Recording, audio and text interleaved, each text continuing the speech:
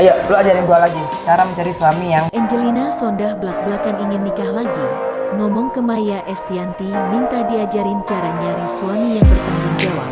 Angelina Sondah ungkap keinginan untuk menikah lagi. Terang-terangan puji Irwan Musri di depan Maya Estianty.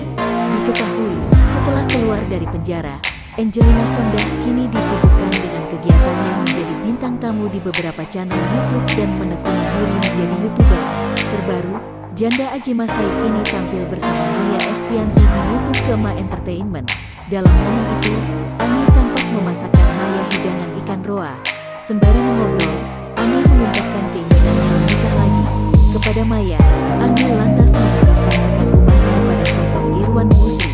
Disinggung oleh Maya Estianty, Ami mengaku kini memilih untuk selektif memilih sosok suaminya kelak. Saat Ami sedang memasak, tiba-tiba Maya Estianty ikut menumis bawang merah di sampingnya. Menyadari siapa suaminya, Ami langsung berkomunikasi dengan suami seperti Irwan Musri.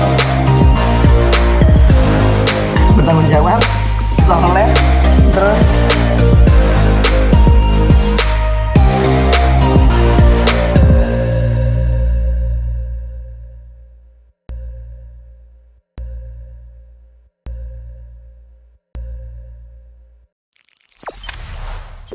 Jangan lupa subscribe, share, komen, dan like ya.